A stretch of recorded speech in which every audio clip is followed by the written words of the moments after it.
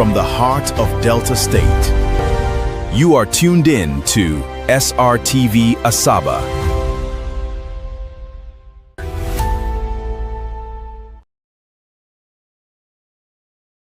Asaba. A very good morning to you guys. My name is Daddy Chris and I'm here again to spend another 1 hour with you. Hopefully we can enjoy the day together. I'm going to make this exactly an hour because I have a couple of meetings lined up. So I just say, let me share this moment with my people. And the reason I want to do that is it is important because when I get this kind of revelation, I should share it with you. I know many people in the political class wouldn't want to hear some of the things I would say today, but I think we are lucky. We are in the presence of greatness.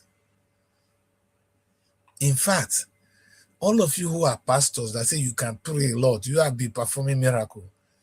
Anybody that want to really help Nigeria will give us this man as president. That does not mean that Tinubu is not good. That does not mean that Tinubu is a waste.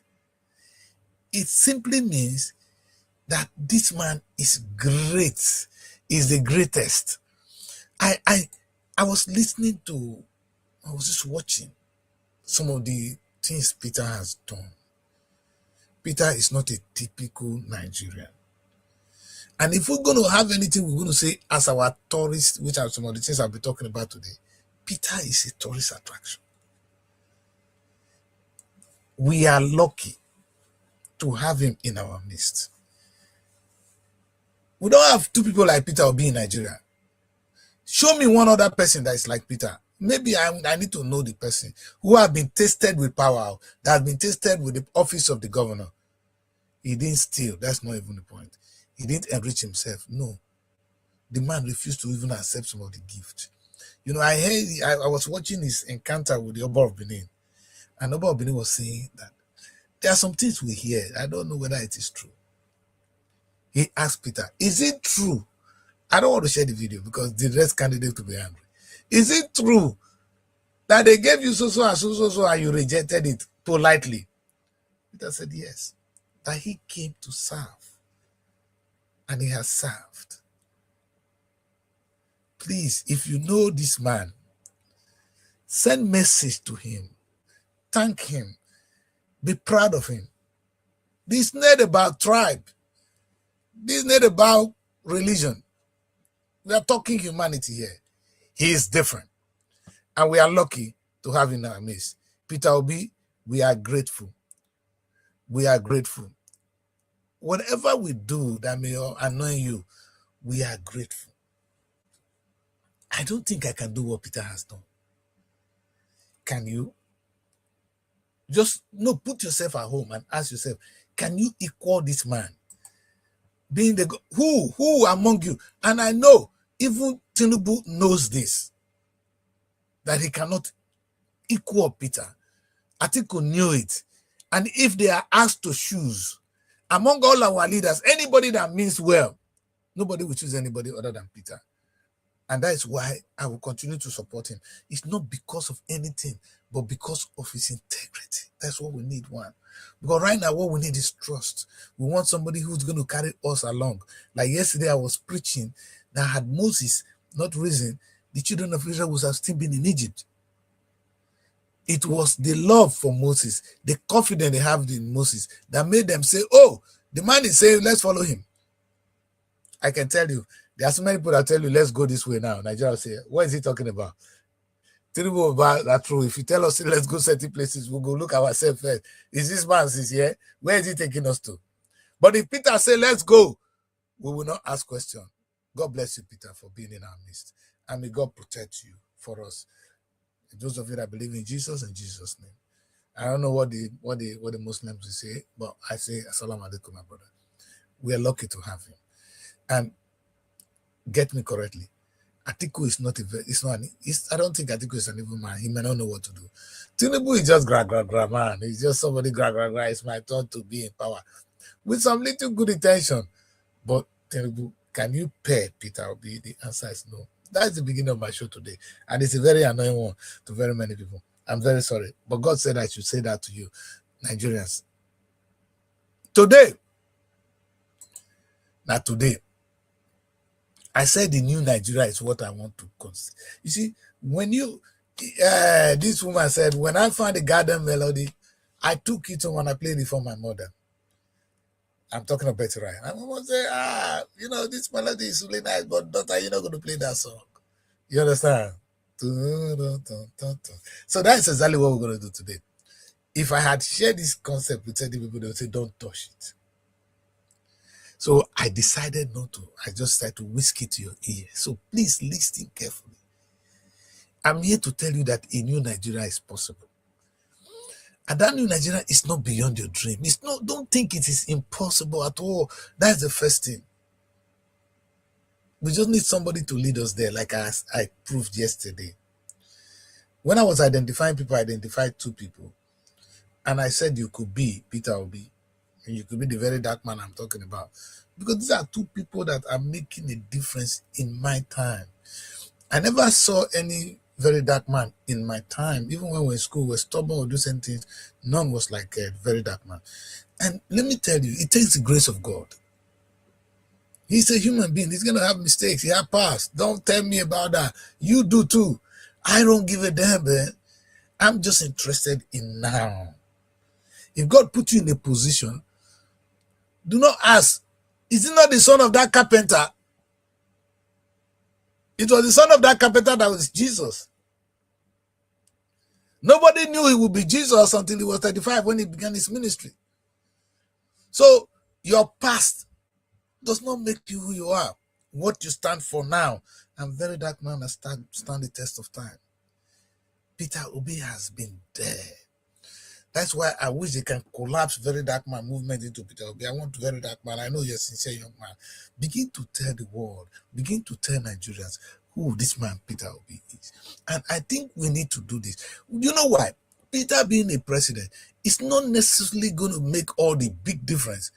But Peter will be able to channel love. In fact, Peter will be a tourist attraction. I don't know when you saw when Obama became president of America. Even the Queen of England was privileged to shake Obama's hand. Because when you see the whole campaign that the way it was going, if you are in presence of Obama, no, you are in presence of greatness. And the guy will come out and rock the floor. You know, Obama with all his rhetoric. He didn't do much for Africa like I expected him to do, but he did his best. But that is the kind of thing. Obama was a new face. America was going down the drain after the war in Iraq. Obama restored that.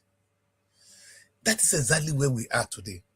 Peter Obi will restore the face of leadership. That no, the whole of Africa, the whole of the world, we have a new anthem to sing about Nigeria. That we have a clean slate president.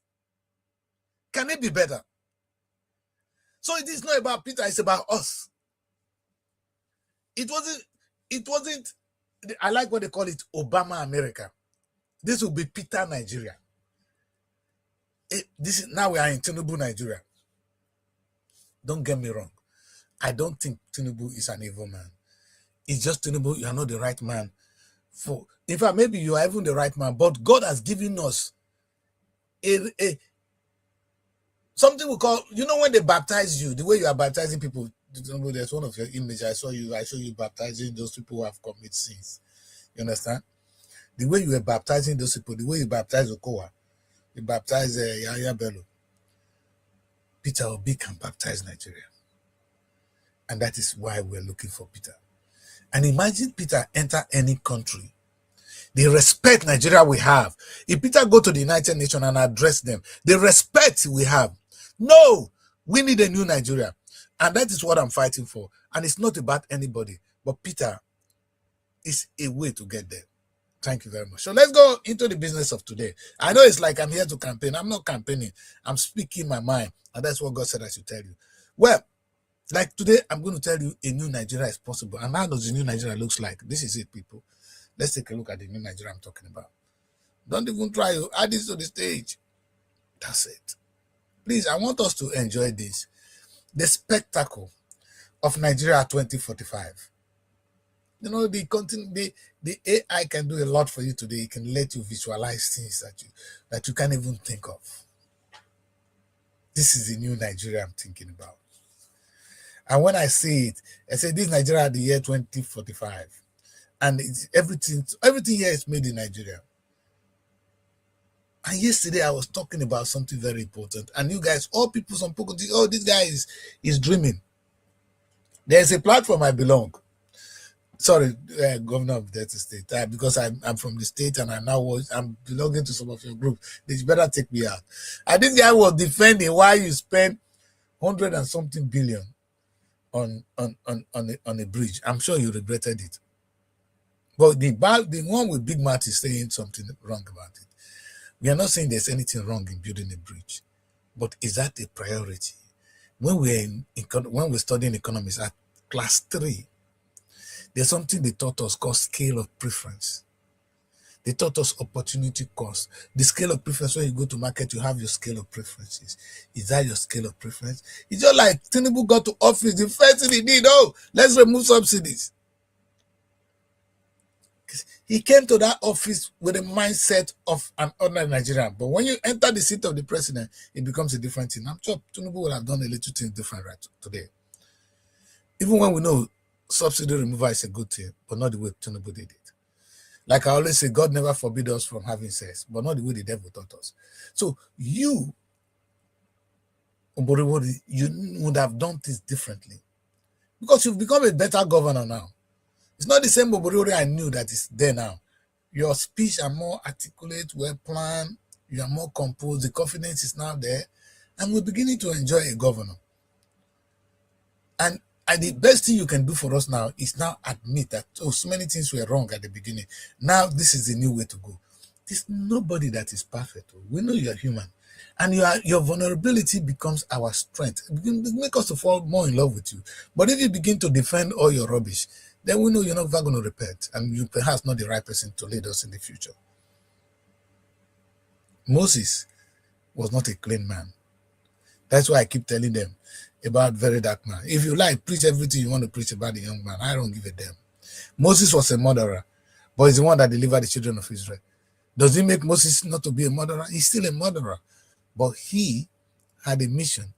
It is that mission I see, and that mission is what aligns with my dream of a new Nigeria, and that is what I'm talking about today. So let's get on with it. Please, let's get on with the real important things, which is the new Nigeria we all want. Are you with me, people? Because we can get there. The new Nigeria is possible. I don't know about you, but I know it is possible. And imagine that a street of Abuja will be like this. It starts with a plan. You know, today, I was looking at the street of London. I think I want to share the image of the street of London. I tried to own it yesterday. I didn't do it, but today, you see, this is street of London. This is London today. And there's something about these people. If you see the way the houses are built, I'm not sure somebody went there and began to build a house. This structure were planned. Not when you go there, you go and make your mushroom house, and the other one go and build this. Oh, it's not allowed. That is how we're going to build a new Nigeria. We're going to come together, people, and build a future for our children. A future that will surpass this. Listen, today, if I wanted to cry, as I was trying to conceive this new Nigeria, I ran into this video. It's a documentary of China, when they were breaking China down. Some homes were broken down and they were turned to these skies. In fact, if you see the buildings, and the people were saying they would prefer to stay in their houses. No, you can't stay there, sir. Move to one of those top flats. You understand? It's there for you because what you are doing is archaic. It's not in line with the future. We're breaking it down. And that's what the Chinese did. And we're going to do that. But really, when are we going to start a new Nigeria? When are we going to have that new Asaba? The new Asaba where all the streets, all the houses on the street will go. I would say this is the Asaba we want to see. By the way, Asaba doesn't belong to you that is born there. It belongs to every one of us. Nigeria belongs to every one of us. If Asaba is successful, we are successful. So let's put it this way. Why don't we build a new Nigeria? A Nigeria that looks like this. So the street of Abuja are like this. The street of Asaba looks like this. Just imagine. Have you seen the flowers, the way, because cities are not planned. When I showed you London just now, it's a little bit dry because that is easy. But every corner of London, you see the park. It is planned so, sir.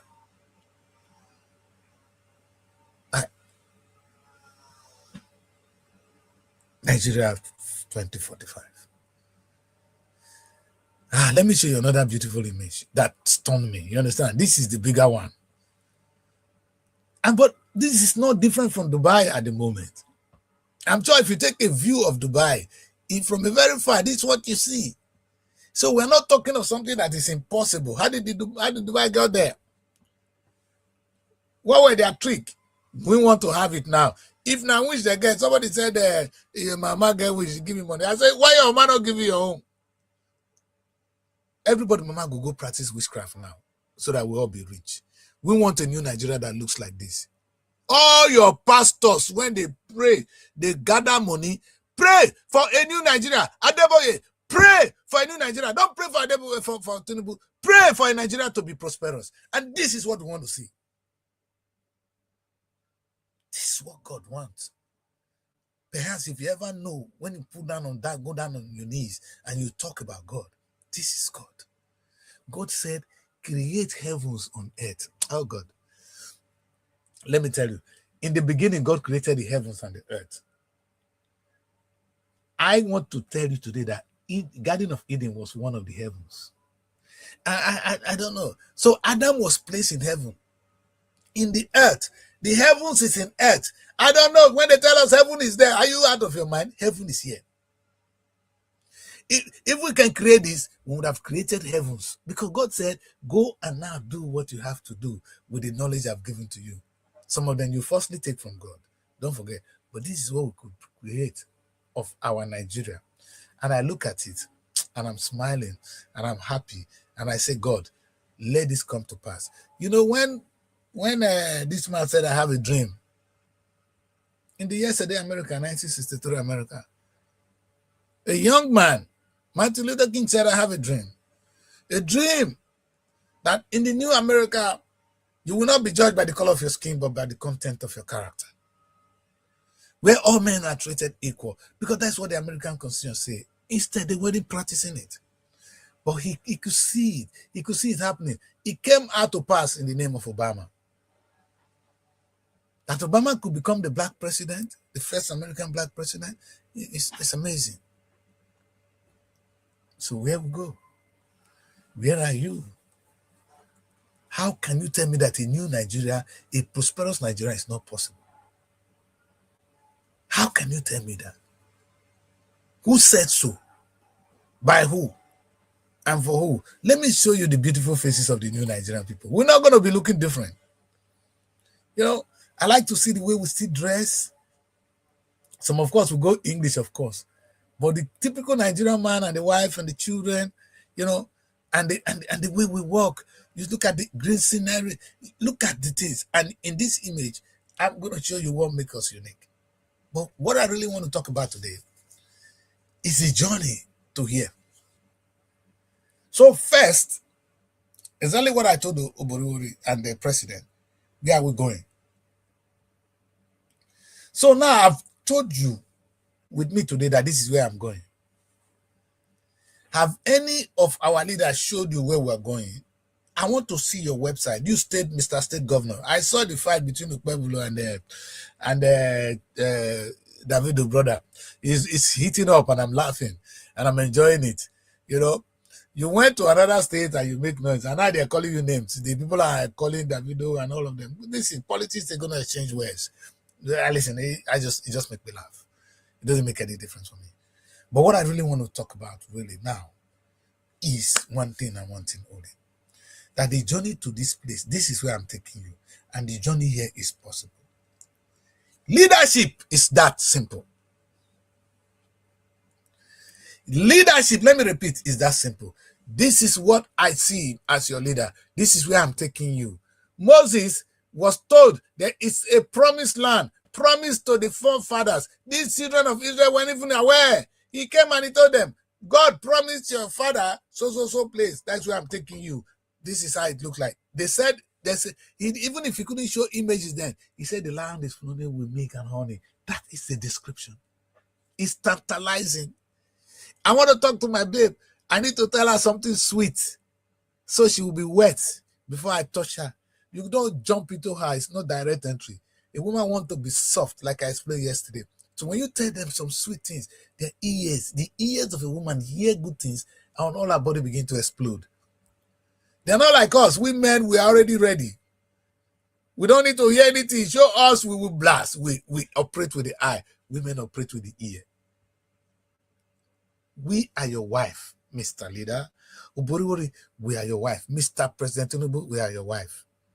The truth is, I wish Peter is the one who's going to take us on this journey. It will be faster. But I'm not discarding you, Tinubu. But Peter will make this journey more. In fact, it will be a cruise for every single Nigerian. And if we miss the opportunity to have Peter as a president, we've set this country 100 years backwards. Because you can look at Tinubu's government. It's not bad, but Tinubu is just the old traditional way. Can you explain to me, if Tinubu said if he said I'm wrong, why I will never support you, Tinubu? Why is the same governor of Delta State, Okowa, who was accused of 1.3 trillion, the one you made your own because you want to win election? Do you have conscience? Look at Yaya Bello. They are going to be in the Senate. What kind of law are those people going to make in the Senate? And you said, Tinubu, I should support you. In fact, if I have the chance, no, I will not be able to stop it. Many of you will come to my event. I don't give a damn. But you know what? As long as you follow on this tragedy, failure, history will not judge you right. You will remember me. The same I said to Boriwori. Now your guy, neither they pursue, so it will be your turn tomorrow. Keep misbehaving. When I was telling Okowa said, "No, this man hates me." They blacklisted me in Asaba.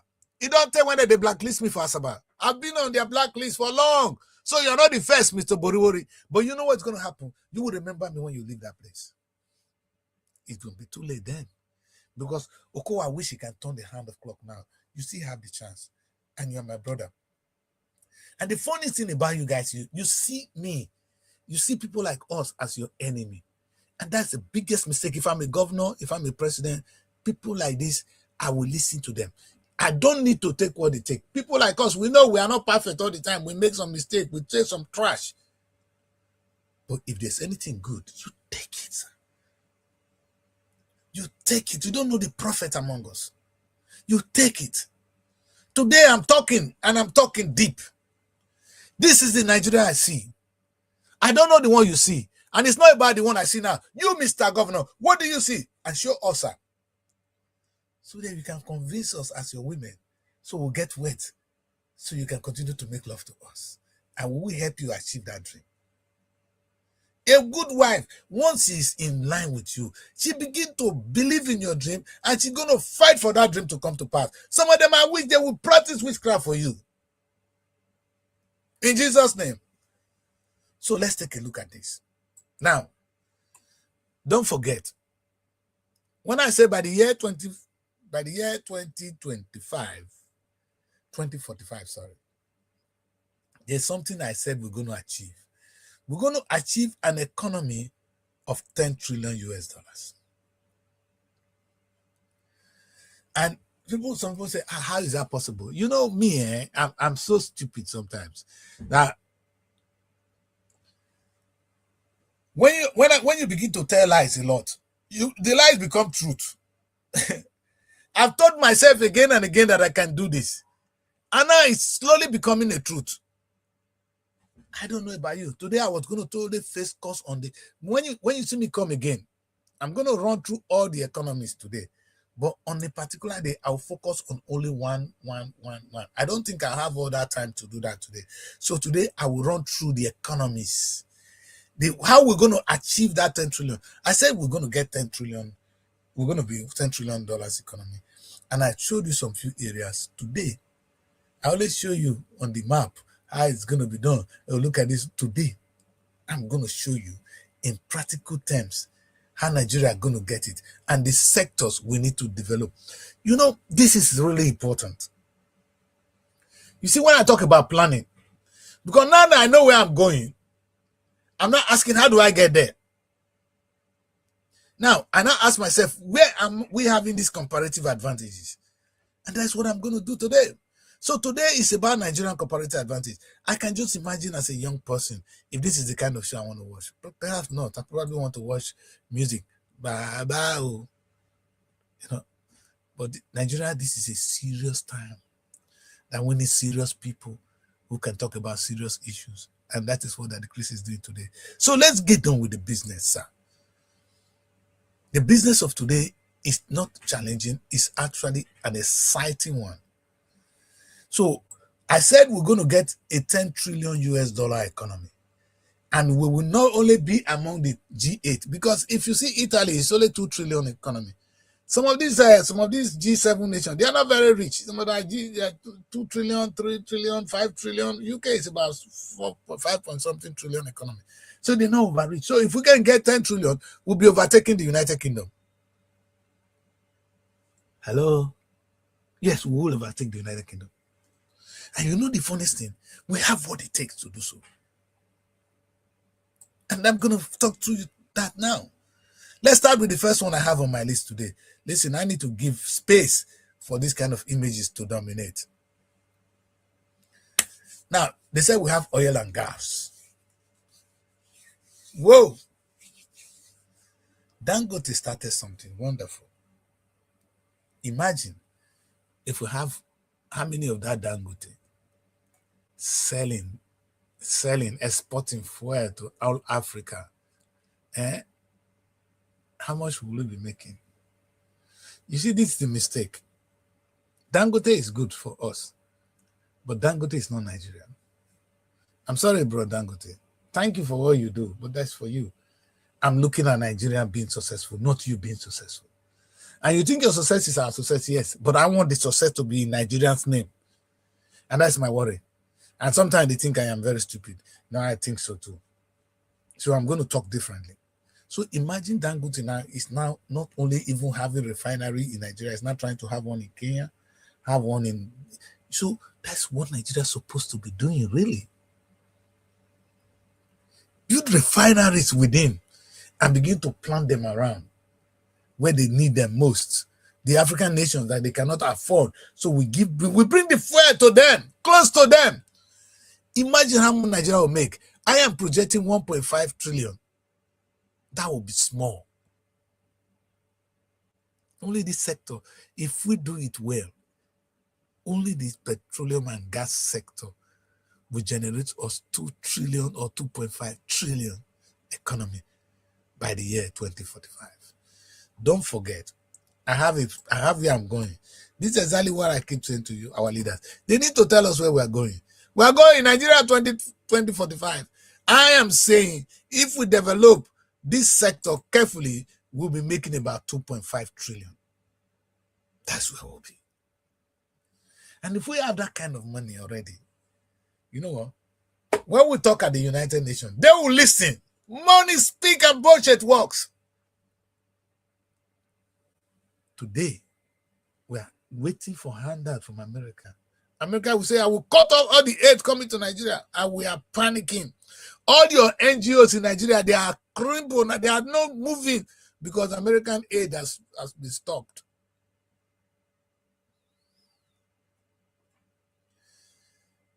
Whoever taught Nigerians that we must wait for this aid is our number one enemy. Who said that we cannot make this thing I talk about now, that we cannot set up refineries, which is the oil and gas sector, cannot be developed? That person is our worst enemy. I don't think China like America that much. So we had a little bit of advantage. If America don't want to do it for us, we call on China.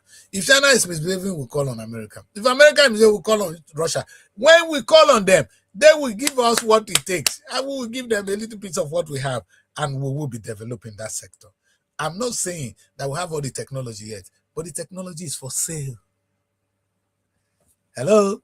The technology is for sale. They don't give a damn. It's not as if America and China, they are good friends. They are enemies.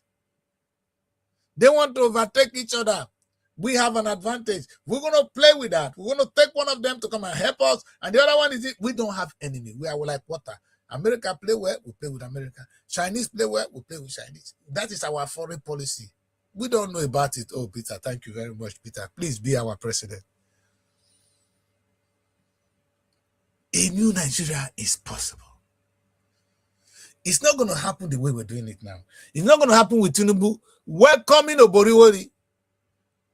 Tinubu said, he said he's trying to correct them that they should stop building bridges, but you're the one giving them money. So they respect you. You cannot tell them, you come on television and say, they tell the governors to stop building bridges. You say, we're going to clap for you.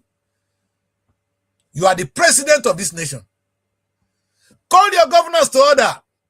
It is time to do things differently, governors. We're going to not build bridges. We're going to do this. But you must share with them a vision. You have not. Of course, you don't have a vision of your own. Now listen to that decrease. Because in this era of petroleum and gas, in this oil and gas, every state will have their own. Because we are not transporting fuel from one part of the country to the other in one big tank. Hey, it's primitive. So every state will have its own, in partnership with the federal government, making money for us. Hi. And then we do something in Ghana. Cotonou is even a state in us. Togo, we need it. Niger, we need it. There's something they will say to us. Now we have the African Continental Free Trade Agreement. Do you know the funniest thing? We don't even need the rest of the world, but the rest of the world will do buy from us. Oil and gas. 2.5 trillion. But in my conservative analysis, it's 1.5 today. When I say 1,500 billion, it's equal to 1.5 trillion. I see no arithmetic pass. What did your Senate president? Okpebolo pronounce him. Okpebolo said this is equal to this. If I said there's something they wrong with all these people where they give too much money because they don't even know how to count it anymore. Okpebolo could not pronounce money. Your Senate president could not even say the figure. He said it 2 million times. Anyway, today is not your day. Next on the list, agri sector. You know me, I love agri.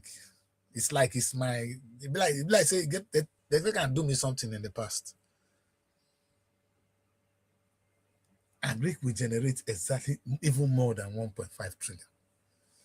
How are we going to do that? I don't know how I'm going to be able to share these images with you people. But you can see the different sectors I'm talking about. So I'm not just saying it. I'm not just saying it.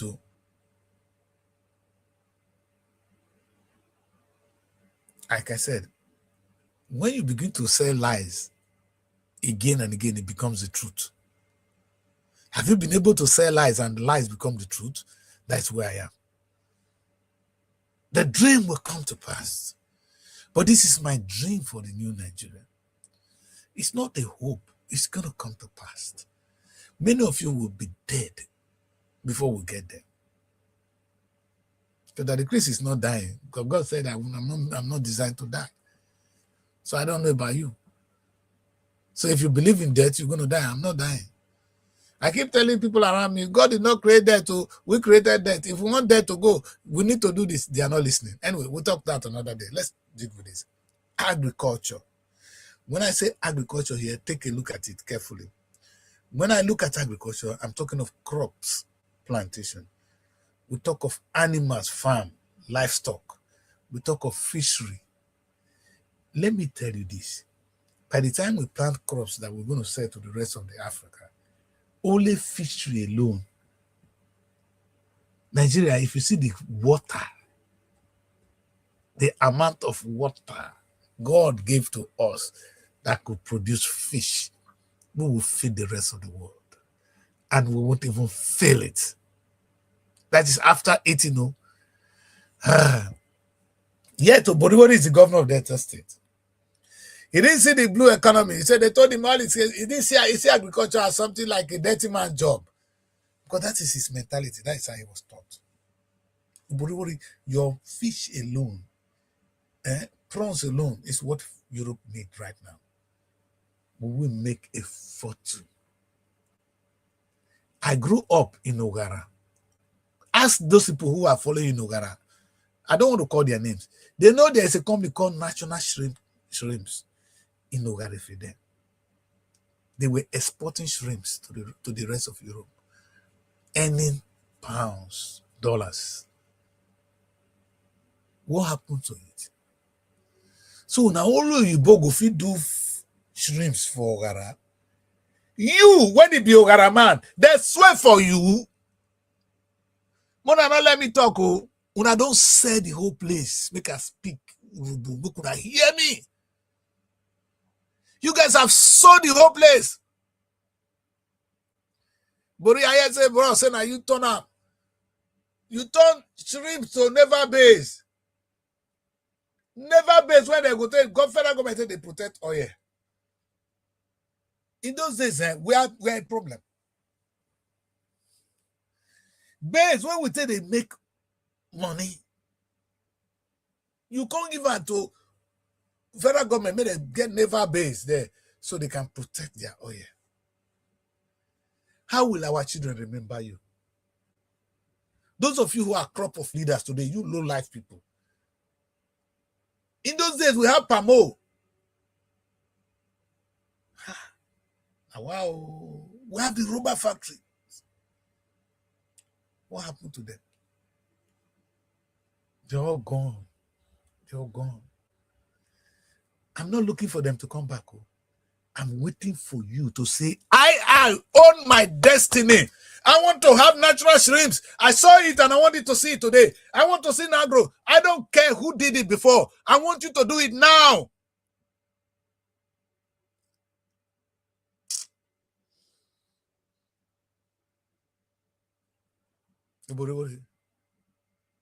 Call your men. Tell them to revisit Delta State. What I'm saying is not so far. We just need to improve on it.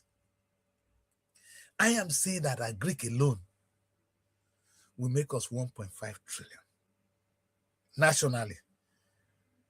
When I begin to break this thing down, I'm talking nationally now. Everybody's confused. When I say nationally, if I'm the president, I'm going to do business with my state governors. I'm going to do business with my local government. And I'm going to do business on the national level. With the 6 geopolitical zones. That is my strength because I literally do not own anything. Nigeria does not belong to any federal government. It belongs to the state. So you really want to do business with the state governors to achieve what you want to achieve. But what you can do is, as the federal government, take on the 6 geopolitical zones and establish some strategic businesses. You know, when I come to manufacturing, I'm going to ask you, I'm going to hold Obasanjo accountable today. How much we can make. So imagine, say we're getting 2 trillion from oil and gas. I'm getting another 2 trillion. I already remind you what Dangote is currently doing now. It's now extending its refineries. Nobody's talking about gas. It's getting wasted. Tinubu is a very smart president. He's only thinking about he's going to collect tax. And he's not thinking, wait, what do I do with my gas reserve? The gas is flaring. It's not a pollution. It's just like the header and the farmers fighting. They are your problem. They are supposed to be your solution. We are look at my projection here. Only crops and animal farm. Livestock is what I'm saying. It's going to bring us that kind of money. But there are people are going to farm. They should be arrested. Like I said before, if I be president, you're not going to go farm. Oh.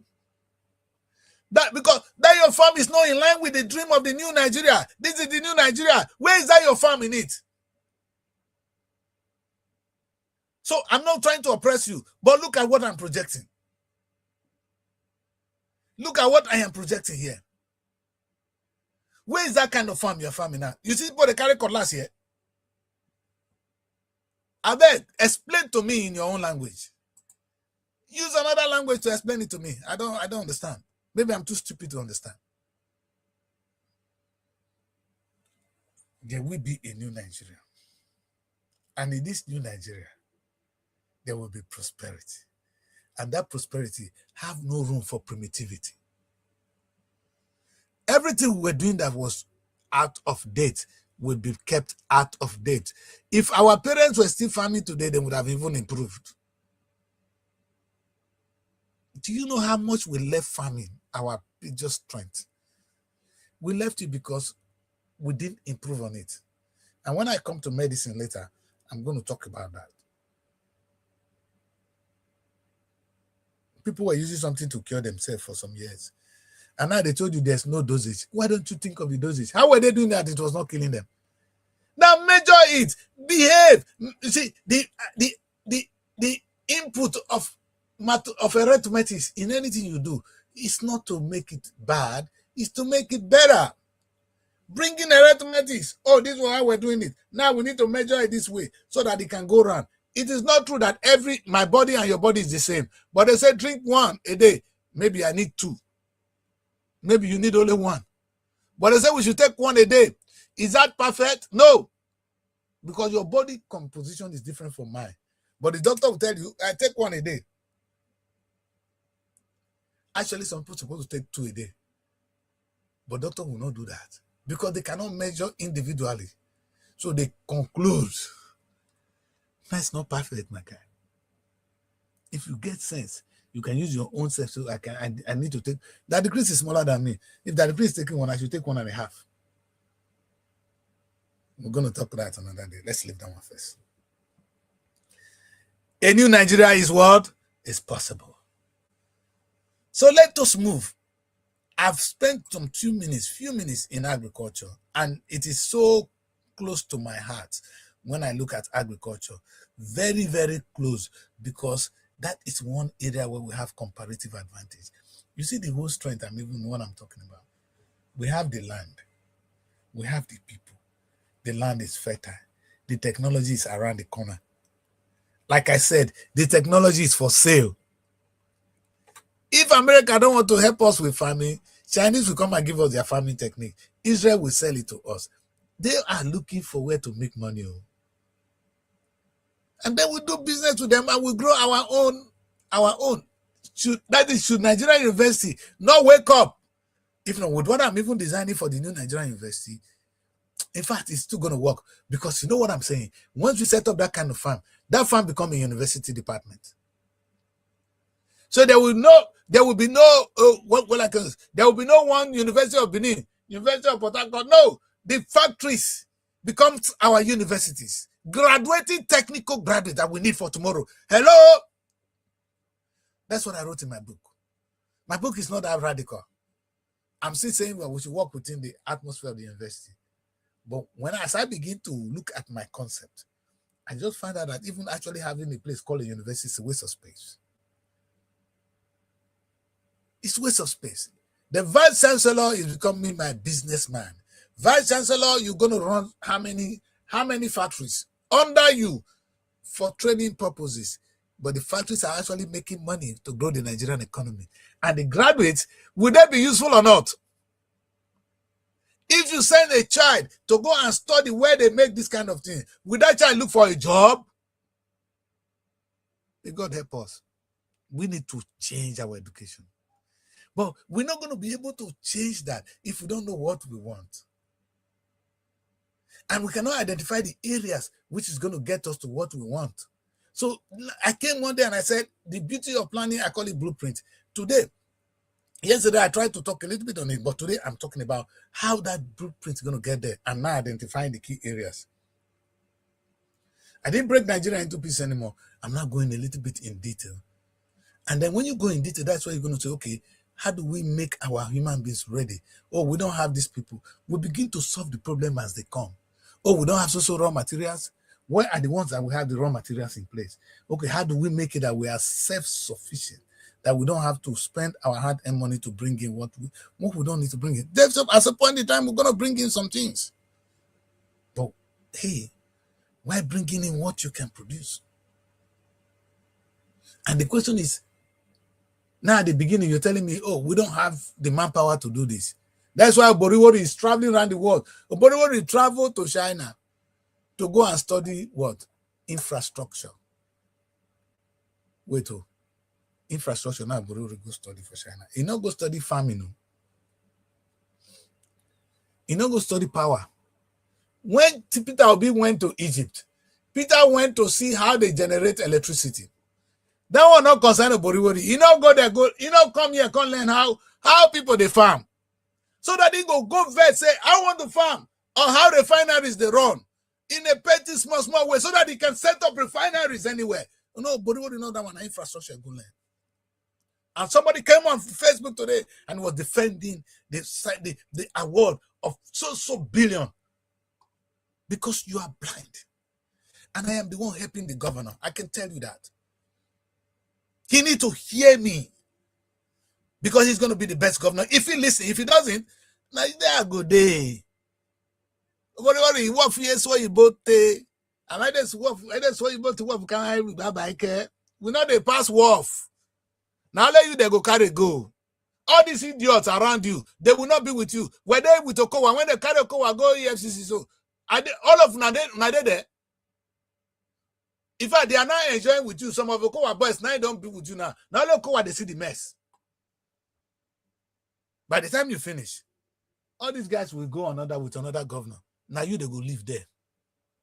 And that day you're going to cry. Oh, they are oppressing me. Okowa, are they really oppressing you now?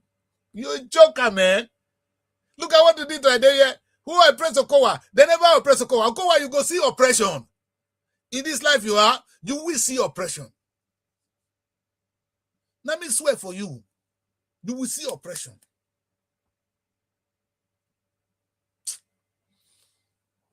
I don't need to be talking like this anyway. But sometimes I can't help it.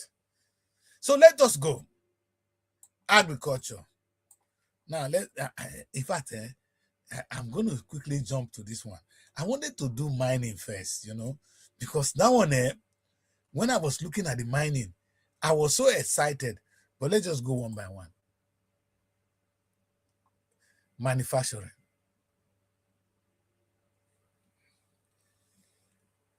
Okay.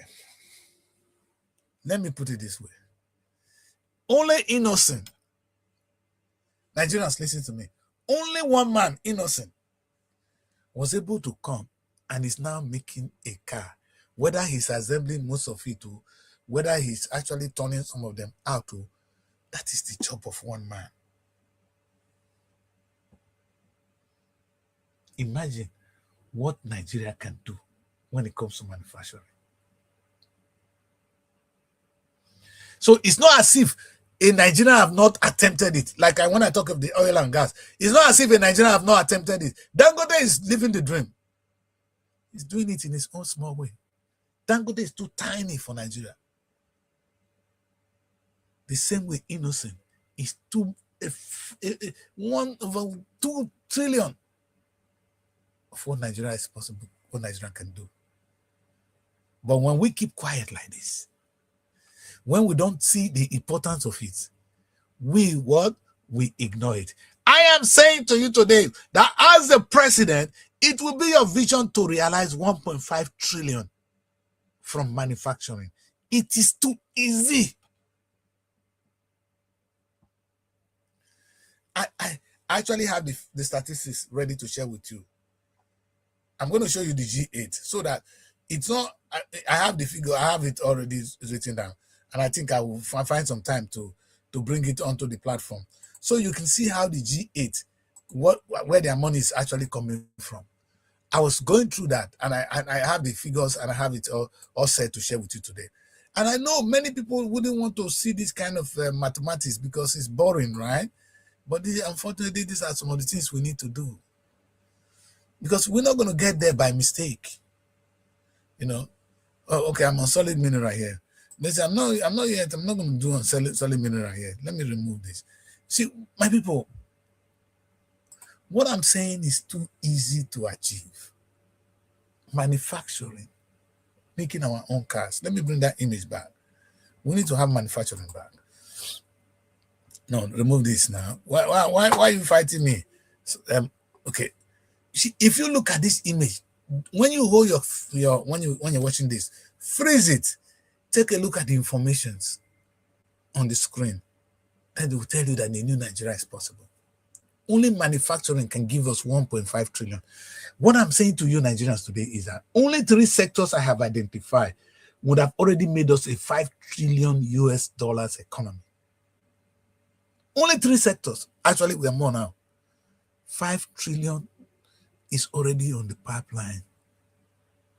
Italy, that is a G7, is 2-point-something trillion. Actually, Canada is the least. 2-point-something trillion. Why is Nigeria not among them? And you see, this is the problem. Whereas we have the population to do this, they don't. We have the population to consume the product, they don't. We have the whole of Africa to buy our products, they don't.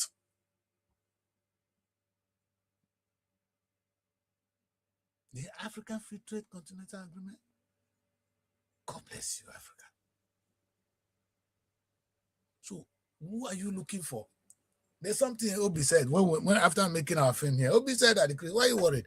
If 5% of Nigerians in the UK will buy your film, it's already a blockbuster.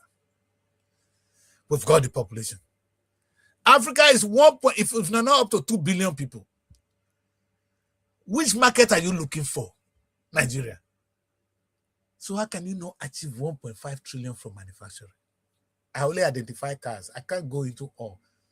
But if you take a close look at what I shared, you will see what I'm saying. It hurts deeply to see that we are struggling. We shouldn't be. And those are the things we must stop now. We need to stop it now. Like I said, this show will not be enough for me to be able to do. Also, I'm going to rush some of them because when I get to some, I'm going to be stuck there. So let's take a look at this. The creative economy. Okay. By the year 2045, don't forget when I show all this is, I tell you where we are. Currently, we're making about 15 billion US dollars. That's what it's worth right now. And I am saying, if you do what I say, it will become $100 billion industry. Very easy. You don't even need to do much. And it's going to come from music, from movies, from fashion. I don't even include tourism because tourism is coming, but tourism is slightly included here. My people, what are you worried about? And meanwhile, you have this industry suffering, no money made. They can't even make their film. A Nigerian filmmaker producer is like, in fact, he's somebody that can be extinct from the world because he's going to lose money and it's gone. You know why is it to gather money and say, I want to make a film that you're not sure you're going to sell? That's what the young people go through. Meanwhile, the government who have the resources to put this a priority is waiting for small money from oil. You see how much we're making from oil? Let me see now. I think I always put the current state. Oh, they don't tell me how much we're currently making from oil. And when you look at the number of jobs that this sector will generate, it's about 2-point-something million people will employ in this sector. Let's go back to agriculture. So that we take a look at the agriculture. We're going to employ 13 million people only in agriculture sector. No, I'm just talking now. This one will employ about 7 million people. And now, under the creative economy, about 22 to 36 million people. Because it's one job that takes people anyhow. And when they tell me that we don't have job, there's no employment. I say, I don't even want to discuss unemployment. It's not a problem. Once you start to be productive, in fact, you'll be looking for people to do the job. Currently, I'm looking for somebody to run my office in Lagos. So you'll be the one looking for Nigerians not looking for job. Are you out of your mind? The only reason we are out of job is our government is unproductive and they can't see what I see. They tell me I'm going to create job. Listen to what I'm saying now. I'm not guessing. I'm telling you how much we're going to make from oil and gas. I'm telling you how much we're going to make from agriculture, how much we're going to make from manufacturing, and how much we're going to make from the creative economy. I only identify 4. Tell me which one is a lie. Now, if you ask me, I will open book for you how each of these sectors will achieve what I'm saying. I didn't make them up. I didn't just mop something and say, oh, let me go and share with you. It is so practically possible and it's so easy. But like before, when they told the children of Israel, I'm taking you to the promised land, they were confused. They were doubting. What are you talking about? We are rather than here, we are comfortable here. Some of them were clapping hands for their dead heroes because there were people ruling them in Israel. When they were there, they had some leaders. Until Moses came, those people were the ones they were listening to. Right now, you are listening to some leaders who don't have a vision. Listen to the visionary man. Some Moses are around you. Listen to the Moses of our time. There are many. And together, we're gonna move Nigeria to the promised land. We're going to get there very soon. Very, very soon. And I'm excited. I'm happy to be one of those bringing you this good news. Because we're going to one place. The new Nigeria. So imagine how much I have said we're going to make. Let's quickly move, Let's move. And in all, tell me why we'll be out of job. Let me, because I really want to run to the end of my broadcast today. Solid minerals. I don't need to explain you this. Called a solid mineral. Mining people. My chairman is a mining engineer. When I talk about mining, he just begins to educate me. The Nigerian mining sector is more than oil sector. In fact, oil is one of the minerals we find on the ground. So if we discover oil that is making us this, imagine how many things we have under our soil that me and you don't even know. Have you asked Nigeria, where are our geologists? Call Tinubu, make it sit down. If I be president, una go suffer because you will sit down there and find the solution. You will not get up. Me, I come here and say, we want to talk about this mining sector today. You are here for the next 3 weeks. You will come up with a solution, a blueprint of how the mining sector going to look like, and how much you're going to make, and how we're going to go about it, and how much you need to do this. I'm going to cover the money, and I need that result. That's why my staff are confused sometimes. I don't listen. You see, I said there are 3 ways of doing these things, man. The right way, the wrong way, and the way that I do it.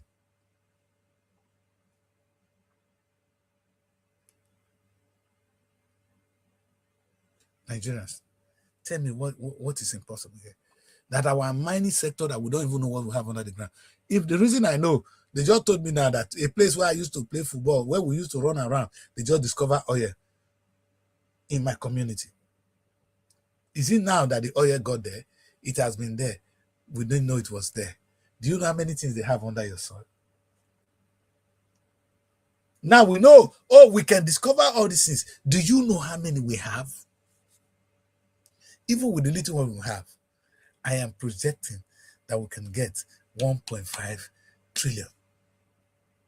Easily, this sector can actually give us 3 trillion. Because what God deposited in our soil is limitless. There's no limit. It's not like when you see the water and you see how many fish you can have in your sea. No. You can actually improve on it. Before you know it, people are going to study how does even the oil get there? What forms oil? Have you even practiced that? Oh, geologists, I can't wait to have a discussion. Me, I'll be president. Do not go talk. Geologists, how is oil made? Before you know, human beings begin to make oil. Because anything God did, we can do. Oh, man. Anyway, let me see what I can get to the end of this broadcast, because I said 1 hour. Now I'm more than an hour. So that is what is possible with oil and gas, with solid minerals. Even I was listening to myself the other day, and I said to myself, I paid somebody to install solar in our office in Asaba. Now we'll be running around with the guy, and I see how stupid they are. I just laugh sometimes, I just say, don't worry, they're just stupid people, Nigerians. you know. But you know what? Is there any reason why we're actually why we are in darkness? But when you open your Bible, among things God created that is so important was light. He said, "Let there be light," and there was dark. There was light, and there was night, and there was day. We are still in darkness in Nigeria. When night come now, some places you can't move. That's why the crime is so much. In a 21st century Nigeria, not in the one of my dream. It's beyond my wildest dream. I've been in London for some time now. The only light went off once, and I said, "What's this?" And immediately they brought it back. Hello, you are still in darkness. That will not bother you. You the create bridge. That person that was defending the importance of bridges, he couldn't defend the importance of electricity. Because if you want to really help economy, the first thing you need to do is to provide electricity. It's not as if they will not pay.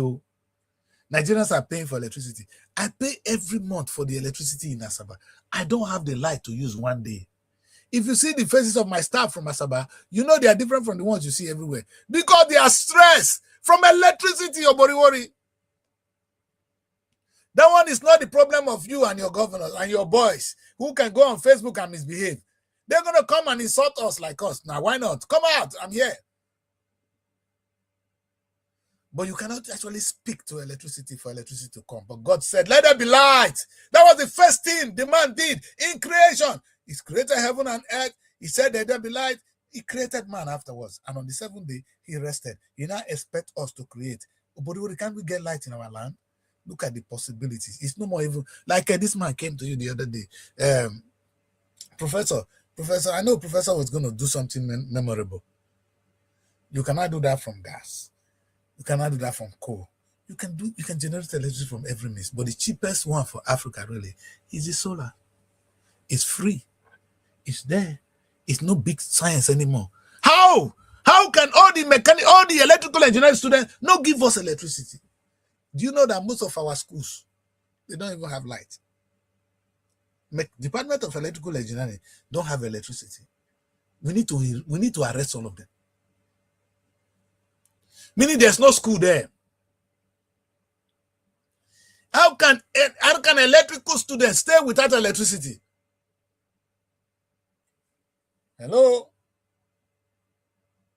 You know, it's not like when lecturers tell me, "We are very intelligent people." When I say you are not intelligent, an intelligent person that cannot convert knowledge into money is not an intelligent man. Maybe you are knowledgeable, but you are knowledgeable, you are not able to convert your knowledge into economy that enrich your life, meaning you are not intelligent. You might be having knowledge of it, but your ability to convert your knowledge into resource that makes your life better makes you an intelligent man. You are not. So I have a bunch of people who call themselves knowledgeable. I don't know what kind of knowledge they actually gathered. Because it's easy to know how mechanics work, how to fix a car. It doesn't mean your life is going to be better. Because you may be practicing in the wrong way, and you did the job wrong way, people won't come back to you. But as long as you solve problems, you are bound to be rich. Let me repeat. As long as you solve problems, you are bound to be rich. My woman was telling me that, she showed me the picture of this boy who was fixing it was the painter. Painter who was painting her flat. And I was laughing because this boy is painting the flat. How much did they pay that guy? Probably going to paint 2 flats in the same day. Even if it's only one, how much was he paid? How much is my woman getting paid? 200 and something thousand. How much is that young man paid? That guy can pay your salary. But you say, he doesn't know, he's not knowledgeable. I don't know, how do you spell it? He didn't go to school. He's not educated. He can't read and write. You don't even want to marry him. You are a disgrace. You are a disgrace. And it's not your fault. It's the country where we find ourselves. Nigerians, a new Nigeria, I said, is possible. And this is the Nigeria of my dream. A beautiful place where in fact, when they say I want you to understand this. They said the land of Canaan is a land where flowing with milk and honey. I never see the milk and honey in the land. But that was what they were told, the children of Israel. And that was why they want to get there. They want to go and eat that manna that God will drop there. Because they like manna. Those people, those days, they want to make God they bring food. They don't want to walk. And we are children of God. We are God choosing. Who God chosen? God chose you. Hungry people that come Egypt to say, now God choosing. No, I don't know. Man, talk now. Man, stop now. So women come from Egypt. Will God not choose me? But I mean feed you. That in the Bible, when I write them again. Oh. Because God not choose one, leave another one. God is not like that. God has never chosen a generation. He has no favorite. He gave you an equal playground. Here is the world. Take advantage of it. He can't help you if you cannot take advantage of the world. He's not going to take what belongs to one and give to the other. What kind of God is he? I know very many of you say, oh, Chinese people, Chinese don't go to church. Chinese don't believe in heaven. So now you won't go heaven. Chinese people, when they do what God wants, they won't go to heaven. They are already living in heaven. You are in hell. In the night now, you are in darkness. Chinese is living in a very beautiful light. Beautiful environment. They don't know what you're talking about. I don't know which heaven you are going to. Chinese is already in heaven. They're in heaven already. They won't die from preventable diseases. Pashoko. Cholera, see they kill people for Nigeria. Who is in heaven? Chinese people are in heaven. You are in hell. Which you created, not God. God is not going to set you free from there. God has given you the weapon to create your heavens. That is the heavens I'm talking about that we're going to create today. And that's what I'm saying we should create right now, my people. And it is possible. Give me Peter Obi, I beg. Peter needs to be schooled, yes. But he can make us realize this. Tinubu is the old-fashioned way. We cannot achieve this. The reason I'm never supporting Tinubu in my life is Tinubu is the father of corruption. If you are not, you will not be bringing those people who have already brought us down. Tinubu, you are celebrating them. That's the part I don't understand. Anyway, I understand. Ribado, when you were EFCC chairman, back then, you identified Tinubu, Akpabio, many of them now in government, as the people, the 10 most corrupt governors. Now you are serving as to Tinubu, one of those who said is most corrupt. Now, Senate President Akpabio. Can you see where we are, Nigerians? Now, Tinubu, you can change. Like I always say, Moses was a murderer, but he changed.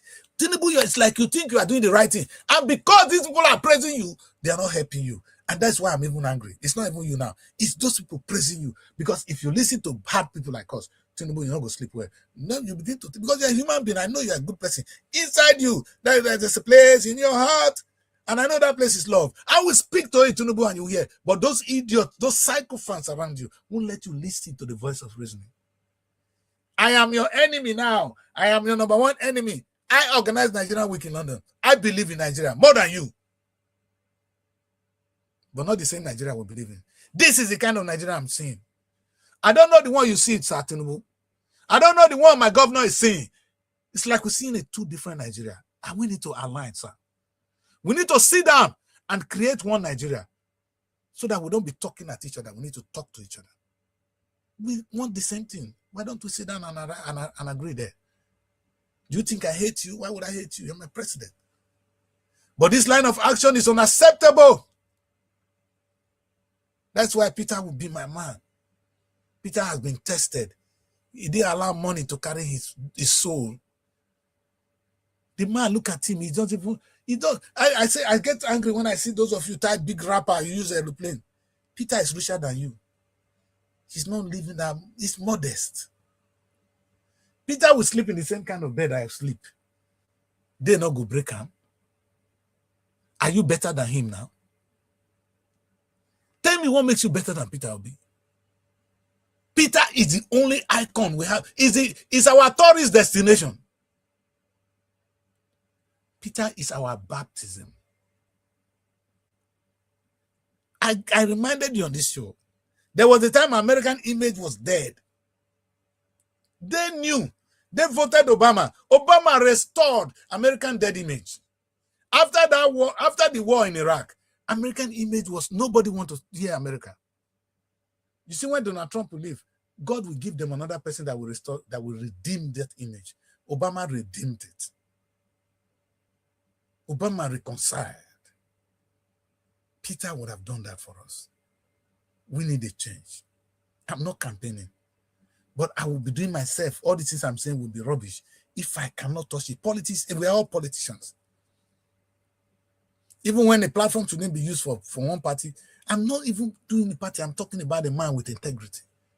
A man that could help me achieve the dream I see. You can't, sir. You're not thinking that way. The money come, make we share. The money is enough. Tinubu, you took money and you're sharing it with governors. To do what? When you were giving the governors money, what did you say they should do with it?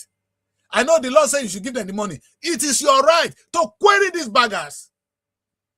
Now you're telling us they are building bridges. Ogana, you give them the money, they take and build bridge. You know, ask how much they make for in their state. You'll be wicked man. Now Tinubu will be our enemy. In fact, when Peter asks you question, you don't even need to ask you before you go begin confess how you use the money. And that man will never fight you. He will talk, hey, you know, but that say that they come with fire. Because he is he's purity personified. He's the new Nigeria. And I pray we get him as a president. But let's stick to what we're discussing today. Nigeria by the year 2045. It's not about what I see, about what you see. Do you see the country I see? If so, let us come together. You see, I didn't talk about real estate. I didn't talk about construction today. I didn't talk about even sports. You see, Nigeria have how many young people that could actually entertain the world in sport? If we want to generate content for Facebook and YouTube, not what we're doing now. We need to see. Let me tell you one funny thing. I'm now following some people in ancient Kenya. I don't know whether those people are in Kenya or in Uganda. In the Creek villages, if you see the way they eat their hands, the way they dress, the kind of women they have. But I find it fascinating because this is what I want to see. It was something fresh. In fact, the way they cook their meat, and you see the kind of food they eat. They eat with their fingers. No, they don't eat with spoons. There's no spoon there. Hello? That's content.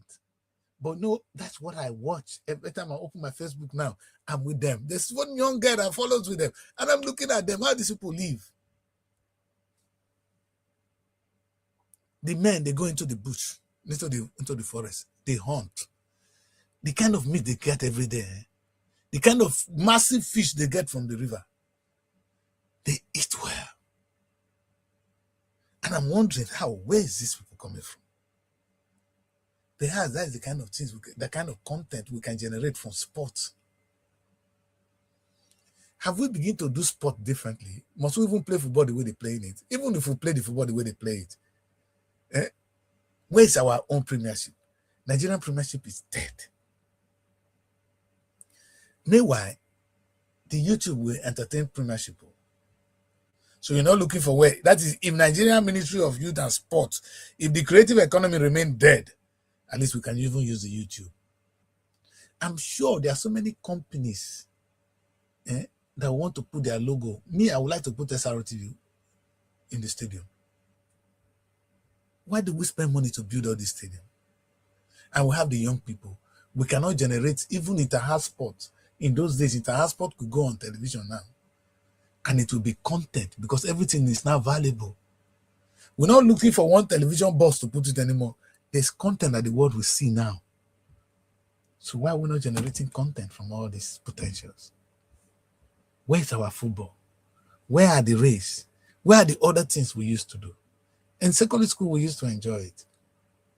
Imagine what kind of valuable content will go on Facebook, on YouTube, if we only tap on our youth. for creative economy.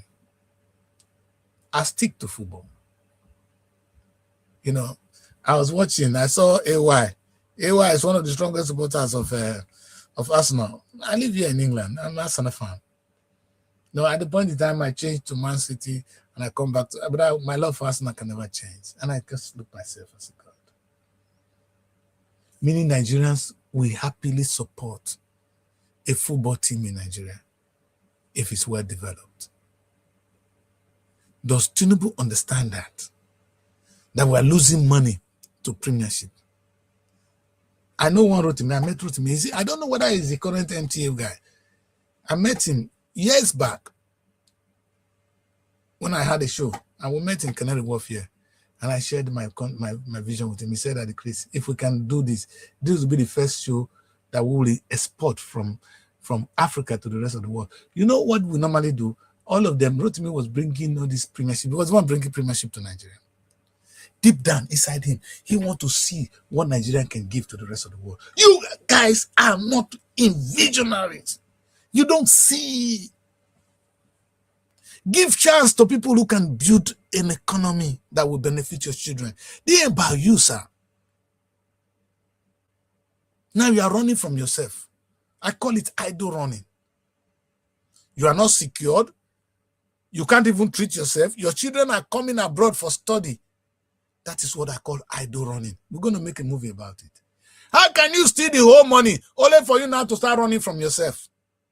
You want to have money, right? And after making money in government, your children and your wife will be abroad. You are alone in Nigeria.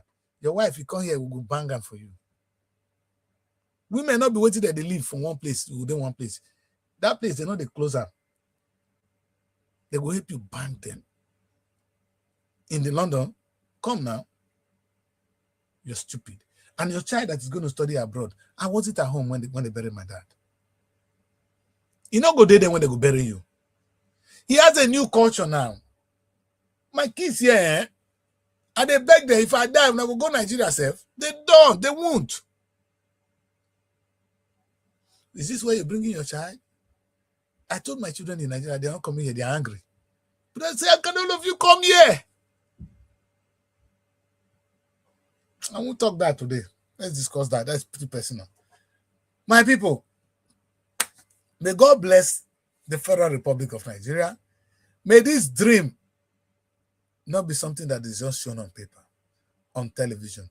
These are the kind of things you see on Daddy Chris television, not everywhere. So when you watch my show, these are the kind of things I expose. I don't do it because it's sweet. I do it because this is what I think we should be talking about. So when you hear a leader talking trash, ask him if he thinks like Daddy Chris. Because I'm giving you what I'm talking about today is something that you can use to compare your leadership. So, and I try to use Oboriwori. He has suffered a lot in my hand. To use him as a point of reference so you can see how much I'm trashing him. Imagine if I face Benue State Governor, if I face the one of Lagos, if I face, I like Lagos State. But again, Lagos would have been making some bloody trillion US dollars economy. Again, all these things are possible. It's not going to be by force, not by rush, but we're going to get there. The mission is 2045 for Nigeria to be at least 10 trillion US dollars.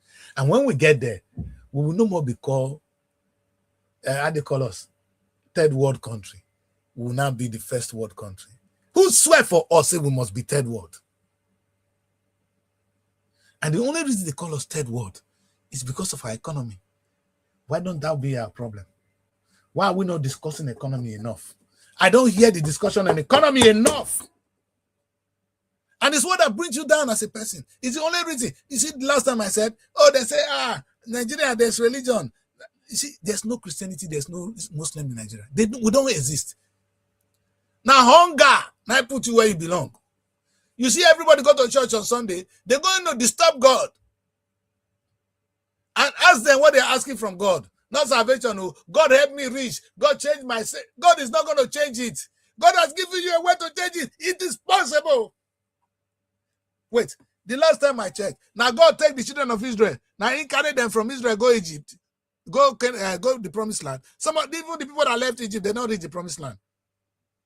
Now he carry them go, they carry themselves. Now he fight the war. No, he only inspired Moses. Moses showed them the way, and they free themselves. If you want to be free, it's gonna be you now, Nigerians. We're gonna free ourselves. We need Peter Obi to show us the way. We're gonna help him to achieve this dream. But Peter, the dream is large. Nigeria will be a first world economy by the year 2045. Nobody's coming to do some rubbish. We are heading in the same direction, and there will be no fight. I will manage. He said, how blessed, how good and how pleasant it will be to see the unification of my people towards a common goal. And the goal is not, we're not fighting anybody. We don't hate each other. Nigerians love each other. What we don't have is economic prosperity. That is only why we are fighting. The only reason you are angry today is because you are poor. You are living in a poor nation. There's no electricity, poverty. There's no food, poverty. There's no better car, poverty. It's I don't know what to do, poverty. We can change this. We can make heaven for ourselves. You don't need to wait for till you die before you go to this heaven. Heaven is here. And this is an example of heaven. Look at the energy I show here. This is an example of a heaven that is possible on earth. If they tell you, say, what do you see about heaven? Give me the image of heaven. And give me the image of earth. This is what I showed you, 2045. Imagine where Nigeria will be if they follow what I do by the year 3000. By that time, heaven could not appear. Now only God you could see. So if I ask you now, how does heaven look like? You have a picture of heaven. That picture can be this place on earth. Because the last time I checked, in the beginning, God created the heavens and the earth. God does not live in heavens. Because where was God living before he created the heaven and earth? Heavens. Go and look at the Bible. Heavens. Create your heavens now. Create your own. UK have created their heaven. America have created their heavens. Oh my God. Chinese have created their heavens. Italy have. Germany has. Where is your heaven, Nigeria? Are you in hell? Create heaven because God gave you the power and the authority to create heavens. The same thing God created heaven and earth with his hands. God worked with his hands. He was tired. That's why he rested. He said he's expecting us now to work. Don't go and disturb him on Sunday and don't go and disturb him on Friday. He has enough already. He has given you everything to create your heavens. God wants you to see. God wants to see heavens on earth. He never wanted to see hell. He never created hell. He didn't make provision for hell. So the poverty you are in Nigeria today is not God making. It's your making. We need to turn and against it. We need to turn our back to and say we don't want to see poverty. We want to create our heavens now. I know you see it's a prosperous Nigeria. I call it the heavens, the Nigerian heavens. Because at the beginning, God created the heavens and the earth. That's the gospel. According to that decrease. I'm going to keep quiet because it's getting hot in the studio. And I have a lot of things to do today. Let me say thank you very much for joining me. I'm not going to say many more things today. Now, I won't say more. And I really want to thank you. And I know my show gets crazy and it gets nice and it gets that. But just for you to know, this is the vision of I'm seeing. And I don't know about you. And this is what I see, my people. I don't know about you. You know, and this is the kind of way we're going to be dressed. And this is how the new Nigeria is going to look like. It's going to be stronger economy, better life, and greater Nigeria. It is a prosperous Nigeria. It is actually heaven, Nigerian heaven. We're going to create it now. God is not going to create this one. It's me and you. And when we do this, we're going to be better. In fact, those people calling us, looking down on us. You know, I listen to UK now. They say they want to send everybody home. They hate to see us here. They'll be coming to us. They swear for us. That's where I end the show today. My name is Daddy Chris. And I want to see a situation where the people driving us away begin to come to us and say, please, could you come back? Could you come and visit us again? We'll say, no, we are okay at home. God bless you very much. That's why I end the show today. Until when I see you tomorrow again, you know this is what I do. I'm going to come back and know you tomorrow. But don't forget, I don't broadcast what you want to see. I broadcast what you should see. God bless you. Bye for now. Find your sanctuary in the heart of the city. Live the life you deserve in an exquisite apartment. SRTV Luxury Shortlet Apartment, Lagos, is a place where your comfort is rest assured. Welcome to SRTV Shortlet Apartment, part of the prestigious SRTV Real Estate family. Why choose us?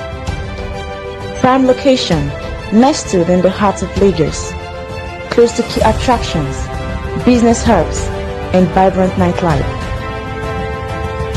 Modern interiors, fully furnished, stylish apartments designed to provide the ultimate comfort.